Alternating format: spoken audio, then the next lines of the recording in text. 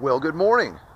We hog aficionados all across the globe. We are back at Su Yung Park, and we have the tiny little hog. We're going to go ahead and put her up in the air. So what I do is I use an underhand launch. So unfortunately I have to launch towards the sun, really, because that's kind of where the wind's coming from. But I hold the box with my right hand. I hold the aircraft with my left, right about the CG. And you want to kind of get her up at about a slight angle to the horizon. You want to go up a little bit, kind of like bowling. You throttle up 100% throttle on the stick with my mouth. I use my mouth. So here we go. I hope the sun's not blotting all this out and y'all can see this. So here we go. Got a little wind going on. We're good to go. Here we go. And there she goes. Start the timer. And it's that easy. I mean, it really is. It really is. Okay. I got the battery kind of a little forward of where I had it the other day at Biggs Park. And I kind of like it. Just slightly forward. Not much. Not much. But yeah, I really do. We're back to, 40% throttle on this thing. I mean, it really is it's just a backyard cast platform. It really is. I mean, this thing is just, I'm working her right now about 50% throttle, and yeah, this thing is out of control. It really is. It's such a good flying little plane. So we're gonna go ahead and throttle her up, bring her up in reverse half Cuban. There we are. Nice. Looks very good. It's a good looking little model, especially with the Franklin Mountains as a stunning backdrop. Yeah, this little thing's just too much fun. I actually I'm trying to order a couple more batteries through Roger, the BabbleBat guy that Joel recommends. So, oh my gosh. This thing's a hoot. It really is. I'm going to go ahead and gun her for all she is right now. I'll show you what she'll do. Okay, that's full throttle on the stock E-flite 30C 800 milliamp battery. There's a loop. I came out of it. I mean, this thing, with a little bit of a wind, I hate to say it, but this thing will go. So I got 3 minutes left on the clock here. So I'm telling you, the vertical on this thing, it's nuts. It's nuts. We'll do another reverse half Cuban, which is, nice. I mean, this plane, the more I fly it and get dialed in with it, I mean, this is only like my third flight with the thing, so anyway, it's just a blast. It really is. But I got some of those BabbleBats coming. I think they're 65C. I don't know. I contacted Roger this morning, so hopefully he'll have a couple for me, and I'll be able to really ring her out with some batteries, some good high quality batteries. Again, this is the E-flite 30C. It's 800 milliamp. It serves its purpose, but by golly, they're very dear on their prices. They really like their batteries. It's like $25. I'm like, come on, really? So anyway, yeah, this little thing is just too much fun. It really is. There's a vertical. You see that thing? I did a vertical climb out for you, and I'll tell you, it went until it dropped. That was a vertical climb out. I mean vertical. So anyway, it went up a pretty good, 100 feet or so? I don't know. I'll check out the video quality once I get home, but it went straight up until she dropped. And she mushed forward. You know what? We're gonna do a stall here real quick, because I haven't even stalled this thing yet. See what it'll do. We're gonna turn her into the wind, and we're gonna get up a couple mistakes high. We're gonna see what happens, okay? So right now, fully off and full back elevator, and she's Yeah, she's mushing forward. Okay. There you go. That was a full back elevator, stall, no power, and she's just gliding in the wind. Okay, let's set up and bring her on in for a landing here. Okay, I got the wind at my back. Okay, so we got some throttle now.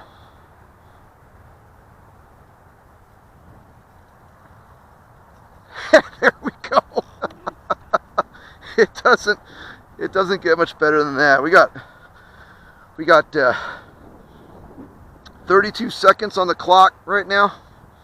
So we're gonna clear it, and we're gonna secure the model. And hey, it blends into my uniform, huh? Anyways, we're gonna walk over here, and we're gonna do a battery check right now, so y'all can see it as a little hog. Look at that. Isn't that a good looking little plane? Good looking little plane. But I'll tell you what. I'm gonna do that wheel mod.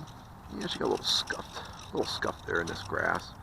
Oh, picked up a little mud there on the galley. Yeah, this little thing, it just flies so good. Really does. Look at that thing. Look at that thing. Okay. Let's check the battery, and let's call it a wrap, because that's a good flight right there. Let's see. Whoops. As I throw my battery checker at the model. Okay. All right. Battery's just a little warm. Not much. Not bad. And what do we got? Okay, 26%. All right. Hopefully y'all can see that. I don't know if you can. You got 26%, which is kind of right where you want to have these little lithiums. Bring these little guys down to between 20 and 30%. Okay, we're gonna turn the box off. Save the batteries in the box, and there you go. All right. Again, pilot's impressions. Wow. This little guy right here, 2 thumbs up.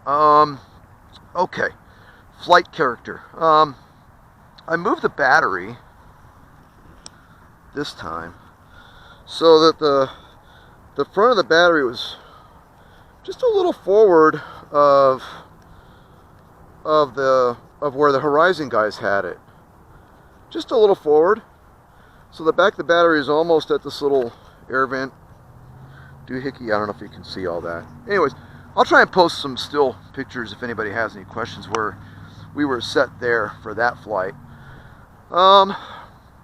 Okay, about a 2 to 3 mile per hour wind. Nothing really to write home about, but enough where you can see the grass blowing there near the model. See if you can see it near the nose of the model. You can see the little blade of grass moving. So just enough to move the blades of grass, really. I don't even think that the trees are showing any signs of wind right now.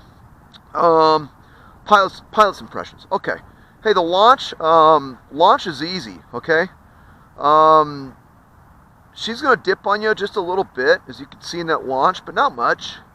And you want to be careful that you don't give it too much up elevator at launch. You want to launch the model, let her build some speed, as you saw. And by the way, that shed's a lot, where I was videoing, that shed's a lot further away. She didn't get anywhere near the shed. Trust me, that's an illusion. So she's going to dip a little bit, and then you sort of let her build her speed and then climb up. Now that's 100% throttle though, so I'm not throttling anyway. I go to 100% throttle using my mouth on the left stick there. Toss her up, let her. She dips a little bit.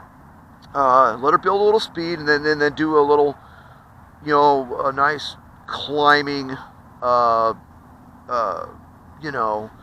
nice turning climb, if you will. Well, you don't have to do a turning climb. I did, because I had this playground in front of me, so I knew I'd have to launch her, let her build a little speed, and then get her going, which she did well. Okay, 100% throttle. Once you get up to altitude, back her off to 50, and this thing will cruise around at 50% throttle all day long. So the low altitude work I was doing in front here was mostly between 40 and 60.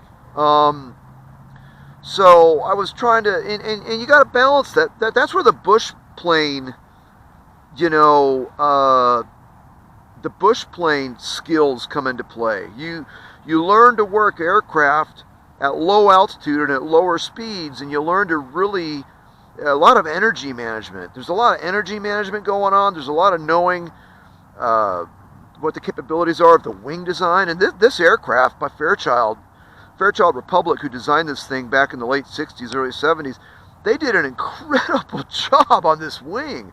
I mean, it's a very efficient wing, and the aircraft is set up in order to facilitate that with, you know, very large ailerons and all of that. The things that really help out, though, are the wing design and these little winglets on the ends. Those help to maximize the lift towards the wing tips, which aids in preventing, you know, tip stalls and that sort of thing. But in any event, so the lower speed work, I was working between 40 and 60, maybe bumping at 70, I don't know. But I do know this, safely 40 to 60 at the low speed work. Plenty of thrust. You'll notice the thrust, the full throttle does not result in blinding speeds. Remember kiddies, remember sports fans, this is an A-10. This thing is a subsonic attack aircraft that lives and breathes around 300 to 450 miles per hour. That's where this thing lives and breathes. That's where this thing works. That's where this thing makes its money, okay? Seen these things in action in Iraq, well, actually not Iraq. When I was with the, out in Al Anbar, we were watching AV-8 Harriers tear stuff up. Saw these things in Afghanistan, though. Saw these things actually doing their job in Afghanistan. And actually, when I was a combat trainer out at Fort Irwin in the National Training Center in California, saw these things on many an occasion, actually participated in various training exercises where these aircraft were engaging targets. And some of you may see that on my blog, where we do a thing called a JAT, Joint Air Attack Team, JAAT, where a FAC-A in an A-10 controls the attack on various targets by the A-10s and by AH-64 Apaches. We're the spotters on the ground, and then we send those spottings back to headquarters to let them know whether the enemy's been eliminated or not. So low speed work, this plane does great. Now, when to go back to what I was talking about, when you go to full throttle, you're not going to notice this thing, you know, just scream. If y'all want to mod this and get this thing going, you know, Mach 5, then great. But that's not what this plane is for. This plane is for what I was doing earlier, doing these low circuits, you know, working down low, down in the dirt. That's where these things live, breathe. You know, that's why they have, like, you know, what, a ton and a half worth of armor in the aircraft. It's pretty amazing how much armor is just in this plane alone. So when it comes to performing your reverse half Cubans, your loops, etc., just go to full throttle. She'll have plenty of thrust. Take that up line, about a 45-degree up line. Go ahead and invert her over the top there, and she just comes on down. I'm getting the elevator now where I actually haven't even dialed in anymore expo. So what you're seeing is still 30% expo on the elevator. I'm just getting used to it. and I think maybe perhaps the fact that I put the battery forward even a little bit more, maybe it softened that elevator. Perhaps the Horizon guys had it kind of back, and it really was a really neutral CG. When I had it where the Horizon guys had it, you know, I checked the CG, you know, the Mark 1 fingers, and it was really perfectly, almost like perfectly balanced, which probably actually favored the tail. So I slid it a little forward. There were some gentlemen flying this in England. Another video posted by Tibobo Rap. I hope I got that right. If I got it wrong, forgive me. Yeah, but anyway, I noticed his battery is a little bit farther forward. So today's flight, I put the battery forward, and I really like it. I'm digging it. Okay, so my battery's gonna be going a little bit further forward now. Digging it. The response coming out of the reverse half Cubans is great. Those loops are looking a lot more round, and she's not looping out at the top really. So really digging where that battery is. Let's see, so loops, we covered loops. Okay, vertical climb, did a vertical climb for you. Kept her just going, basically straight up. And she goes straight up, I don't know, I'll check it when I get home, maybe 100, 200 feet, and then she literally just sort of flops down over the top nose first. Didn't come, well, I think it was nose first, that's the way it looked. Anyways, we'll check when I get home and watch the video, but it appeared to me that it went forward. And indeed, the way the controls responded, apparently it was forward. What else? So, good vertical climb. Oh, the stall. Okay, the stall brought her into the wind, and of course you can see Old Glory out there. You see the flag starting to move. Okay, and that's a very large flag. They're at our War Memorial here in El Paso, Texas. So brought her into the wind, and then backed off all the way. No throttle at all. Full up elevator. And she just kind of, she really mushed along, and I still had aileron control, so a lot of people would say, well, if you still have aileron control, technically it's not really a stall, but, whatever. Anyways, I showed you what happens if you know, the thing stalls, and it just sort of goes forward. I guess it's the AS3X, I think it's the design, I think it's a lot of things contributing to that.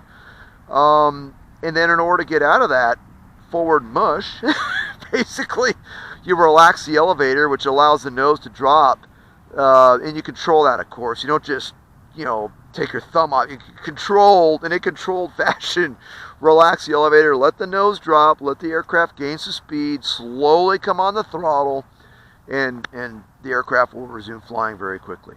Landing. So, basically, you want to set up a standardized approach, or standard approach. I tend to round my corners off. I know lots of folks teach a box.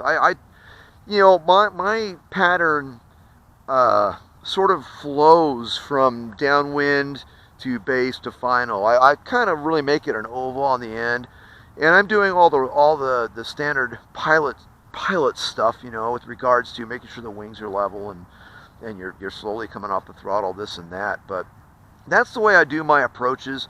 I line up on final, and then make sure your wings level, you're into the wind, and just slowly back off that throttle. This plane, I've noticed, really takes on a very sexy, very nice, kind of a nose-high AOA when she's coming in, and it's very controllable, and as you can see, it's really easy to grease these landings. I mean, this plane makes you look like you've been doing it forever and a day, and this is only my third flight on this model. But what I'm going to do again, I've actually ordered the B-17 parts. I experimented a little bit cutting the foam wheels, and they look okay, but I think I'm going to do the B-17 on the landing gear pods, and here's why. Acknowledging that they're a bit larger than scale when comparing this against photos on the internet, but I like that. I like the fact they're a little bit bigger, because as you can see, I land in a lot of rough stuff, you know, from time to time on this kind of grass. When it's dead like this, can really tear up these models, because there's little thorny things in there and all of that. So with those bigger plastic wheels at the B-17, that facilitates the sort of flying that I do. And it will still give it a scale-ish look. In fact, a lot more scale than now, without the wheels there at all. So I'm really digging the fact that I got these B-17 parts unordered. They're clearing them out right now at Horizon. They're $4.95, and it's a B-17 plastic parts kit, and those two little wheel things are part of it. I'll actually include a link to that parts kit below this video, so you can go on there. They're $4.95. I ordered 2 of them. So yeah, I'm gonna get those plastic parts on there, and she's gonna be good to go. Tell you what, let's wrap this thing up. I've been going a little long. I'm just really excited about this plane. I can't say enough about it. I do not like the wonky fixed gear that this thing comes in. To me, it's just too flimsy. Some folks like it, and that's great. I don't. So, you know, to each his own, to each his or her own, and I just don't like it. I'm going to prefer to fly this thing as a belly lander. I'm going to put those little B-17 wheels on it, and it's going to be nice. But if you prefer to fly yours with landing gear, I'm just telling you. It's a little flimsy, okay? So just get ready for that. I don't want you to have expectation management, okay? Expectation management. I don't want you to put the plane down and go, wow, man, this thing's all over the place. Yeah, because it is. Anyways, hey, I hope you enjoyed this video. Many more to come with this fine model. Thank you, Horizon, for bringing this thing out. I'm telling you, you're gonna sell a bajillion of these things, and I'm telling you, I'm already thinking I'm buying my second one. So maybe for a paint redo, I don't know. I got to talk to a buddy of mine, and I might buy one, and we might work on it as a joint project to do a repaint. But in any event, I hope you enjoyed this trip out here to Sue Young Park. Going to be one of the last. I'll be relocating soon back to the outpost. More news on that to follow. Happy landings all, and cheers. 2 thumbs up. A-10.